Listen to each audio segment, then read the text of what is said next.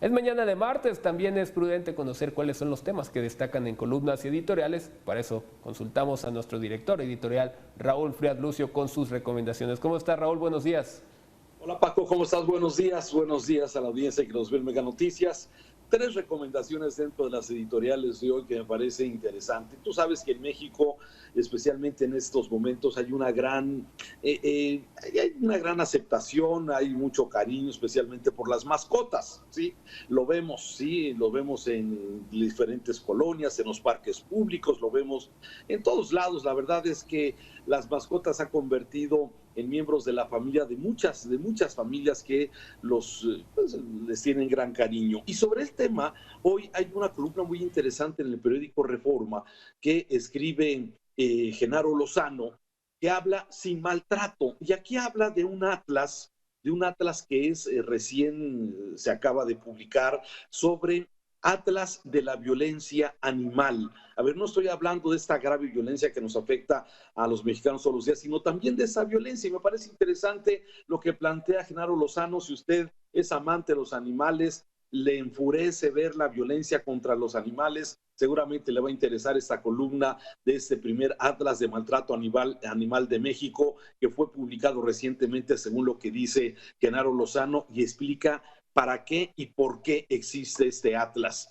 Y de ahí me paso a cosas importantes también dentro de la vida política, especialmente en nuestro país. Se me refiero a la columna que ese día publica, por ejemplo, Salvador Camarena en el periódico El Financiero. Rosario Robles debería salir de la cárcel. Van tres argumentos para que a Rosario Robles se le deje enfrentar en libertad su proceso por las acusaciones de la estafa maestra, dice Salvador Camarena en este tema. Y aquí hace el periodista un análisis de este trato diferenciado que se le da a este corrupto Emilio Lozoya, exdirector de Petróleos Mexicanos, ¿sí? Que llegó a este acuerdo de oportunidad con la Fiscalía y que ha sido un verdadero fracaso en donde, bueno, pues no ha revelado nada nuevo, no hay ninguna consignación hasta el momento de sus jefes o de sus iguales, que es lo que se esperaba, y bueno, se sigue burlando pues del pueblo de México, se burla del presidente López Obrador, se burla del fiscal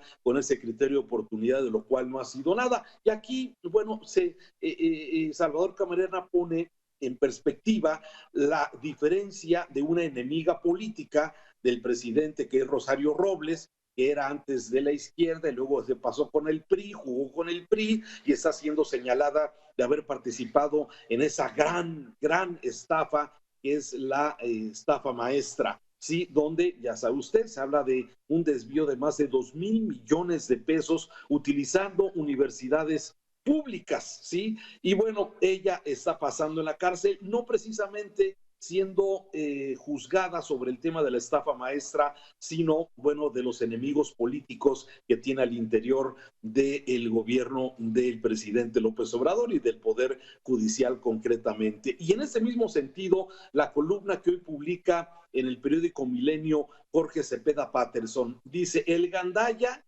y los chamaqueados. Y bueno, ya sabe usted de quién habla Jorge Cepeda, los chamaqueados, quiénes son, sí, y por qué y a quién chamaquearon. Y bueno, pues aquí el chamaqueado se llama precisamente Hertz Manero y desde luego el gobierno del presidente López Obrador. Y dice que y también hace un símil, una diferencia muy importante, ¿sí? Sí, Rosario Robles trató de mantenerse leal con aquellos que servía al presidente Peña Nieto y al secretario de Gobernación, y ella no ha, digamos, no ha traicionado la lealtad de sus superiores, mientras que el otro, sí, Lozano, sí, ha traicionado a todos y además se ha venido chamaqueando a la misma fiscalía. Dos columnas interesantes sobre el mismo tema, con enfoques diferentes, pero que hablan exactamente de lo mismo. Paco, hasta aquí algunas de las columnas más interesantes de la mañana de este martes.